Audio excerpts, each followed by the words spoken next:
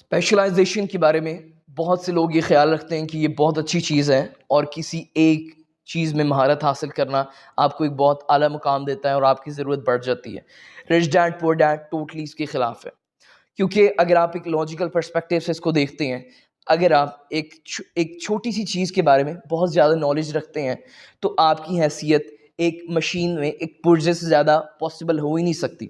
आप जब एक छोटी-सी चीज़ के बारे में बहुत ज़्यादा नॉलेज रखते हैं, तो आप उस छोटी-सी चीज़ के इर्द-गिर्द ही काम कर सकते हैं, आप उससे ज़्यादा काम नहीं कर सकते हैं और आप अमीर नहीं हो सकते क्योंकि आप लॉक डाउन हो जाते हैं। और सपोज़ अगर वो छोटी-सी चीज़, जैसे अगर आप एक ख़ुसूसी स्किल के माहिर हैं और आप उसमें आपकी उसमें महारत का लेवल बहुत ज़्यादा है, लेकिन अगर वो स्किल ही मर जाता है, लोगों को उसकी मज़ीद ज़रूरत ही नहीं रहती, तो आपका करियर एंड हो जाता है। Rich dad poor dad totally इसके खिलाफ है। रिच डैड पुअर डैड में रॉबर्ट कियोसाकी जो ऑथर हैं, उनका मौक़िफ़ ये है, उनका मोटो ये है कि आपको हर चीज़ के बारे में थोड़ा-थोड़ा नॉलेज रखना चाहिए, ना कि एक थोड़ी-सी चीज़ के बारे में सारा नॉलेज रखना चाहिए, बल्कि हर चीज़ के बारे में थोड़ा-थोड़ा नॉलेज रखना चाहिए। इसका फ़ायदा क्या होगा?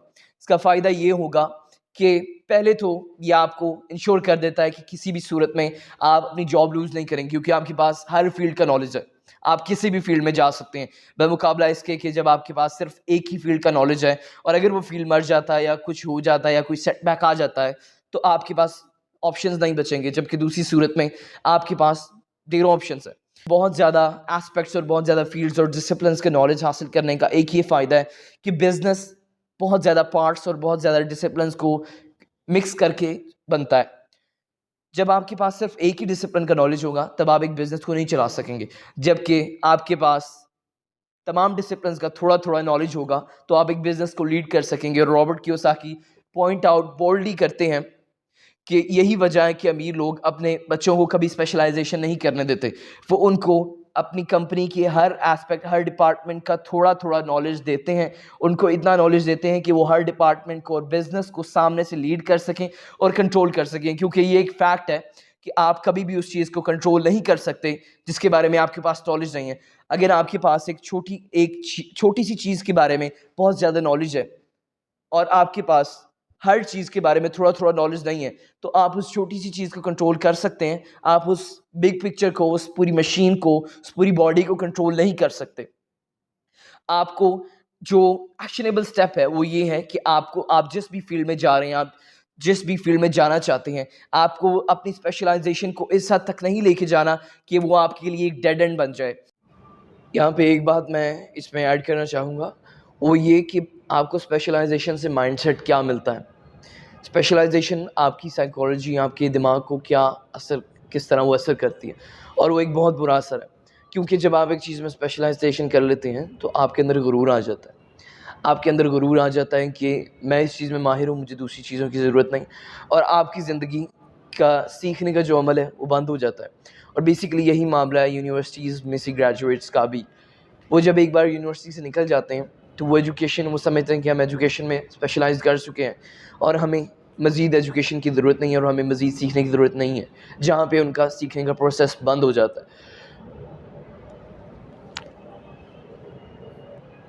दूसरी तरफ क्या होता है जब आप एक चीज़ में स्पेशलाइज़ नहीं करते या आप अपनी तालीम को उस अंदाज़ से पूरा नहीं करते, आपके ज़हन में ये बात हर वक़्त रहती है पूरी ज़िंदगी तक, चाहे आपकी एज कुछ भी हो, कि मेरी तालीम पूरी नहीं है और मुझे मज़ीद सीखना है, और आपका सीखने का जज़्बा कभी वो कम ही नहीं होता, आप हमेशा सीखते रहते हैं। तो ये उस स्पेशलाइज़ेशन से कई गुना बेहतर है जो आपके दिमाग को ब्लॉक कर देती है, ये कि आप हर चीज़ के बारे में थोड़ा-थोड़ा नॉलेज हासिल करें और एक चीज़ में स्पेशलाइज़ ना करें। तो back to the original video now. आपको हर फ़ील्ड का थोड़ा-थोड़ा नॉलेज रखना है, आपको हर फ़ील्ड को परस्यू करना है, हर फ़ील्ड को एक्सप्लोर करना है, हर फ़ील्ड के बारे में जानना है, ताकि ये डेड एंड आपके बारे में कभी ना बने। और इस तरह जब आप इस अप्रोच को अपनाते हैं कि आप हर फ़ील्ड के बारे में थोड़ा-थोड़ा नॉलेज रखें, तो आपके पास एक यूनिक स्किल सेट आ जाता है। आपको हर चीज़ के बारे में इल्म आ जाता है। आपके पास एक नया स्किल सेट होता है जो किसी और के पास नहीं होता, क्योंकि आपने तमाम चीज़ों को, तमाम डिसिप्लिन्स को जनरेट करके एक नया स्किल एग्जिस्टेंस में आप लाए होते हैं। दूसरी तरफ आपने अ, एक स्किल को जो कि पहले से ही मौजूद था, उसमें मास्टरी हासिल की, जो कि एक बहुत बारीकी में आपने उसमें मास्टरी हासिल की, तो आपने कोई नई चीज़ वजूद में नहीं आती उससे। जबकि आप तमाम चीज़ों को मिक्स करके, तमाम डिसिप्लिन्स को आगे लेकर चलते हुए जब इस अप्रोच से चलते हैं, तो आपके पास तमाम चीज़ों का नॉलेज आता है और आप एक बॉडी को कंट्रोल कर सकते हैं और एग्जिस्टेंस में ला सकते हैं। दूसरी तरफ जब आप एक महदूद चीज़ का नॉलेज लिए रखते हैं तो आपके पास नौकर बनने के अलावा और किसी से कंट्रोल होने के अलावा कोई ऑप्शन ही नहीं है, क्योंकि आप कुछ और कर ही नहीं सकते। आपके पास जो वाहिद ऑप्शन है वो ये कि कोई आपको कंट्रोल करे, कोई आपको जॉब दे, कोई आपको कंट्रोल इस सेंस में करे कि वो आपके पेचेक को कंट्रोल करे, वो आपकी सैलरी को कंट्रोल करे, वो हर चीज़ आप टोटली इसमें फ्रीडम अपना खो देते हैं और आपके पास कोई और ऑप्शन नहीं होता, क्योंकि जैसे कि वो कॉल है कि बूढ़े कुत्ते को करतब नहीं सिखाए जा सकते। अगर आप जवान हैं, अगर आप टीनेजर हैं, तो जो सबसे बेहतरीन काम आपको ये करना है कि कोई एक फ़ील्ड चूज़ करना है और उसके रिलेटेड तमाम डिसिप्लिन्स को सबसे पहले तो तमाम फ़ील्ड्स को एक्सप्लोर करें। तमाम फ़ील्ड्स के बारे में नॉलेज हासिल करना है और फिर एक फ़ील्ड को नैरो डाउन करें और उसके तमाम एस्पेक्ट्स को सीखें, उसके तमाम एस्पेक्ट्स को समझें। किसी एक छोटी-सी चीज़ को बहुत ज़्यादा हद तक मास्टर कर लेना ये एक बहुत ख़तरनाक है और ये एक डेड एंड है, क्योंकि आपके पास फिर कोई और ऑप्शन नहीं बचता। और इसी आइडिया में ये बात भी कवर अप हो जाती है कि आपको अपनी वीकनेसेस पे भी काम करना है, क्योंकि जब आप एक बहुत ही महदूद चीज़ पर, एक छोटी सी चीज़ पर बहुत ज़्यादा फोकस करते हैं तो आप अपनी बहुत ज़्यादा आप सिर्फ अपनी स्ट्रेंथ्स पर फोकस कर रहे होते हैं, अपनी वीकनेसेस पर नहीं। और यही रॉबर्ट कियोसाकी का आइडिया है कि आपको अपनी वीकनेसेस पर भी फोकस करना है, आपको अपने आप को ओवरऑल सेंस में इम्प्रूव करना है और अपने नॉलेज को और अपने फाइनेंशियल लिटरेसी को एक ओवरऑल सेंस में इम्प्रूव करना है आप, ताकि आप तमाम मामलात को कंट्रोल कर सकें। आप एक बिज़नेस तभी संभाल सकते हैं जब आपको तमाम मामलात के बारे में नॉलेज है। आप लोगों को तभी कंट्रोल कर सकते हैं, आप लोगों के साथ तभी काम कर सकते हैं जब आपके पास हर किसी बंदे का नॉलेज है, हर चीज़ का नॉलेज है और आप हर किसी के मिजाज से वाकिफ़ हैं।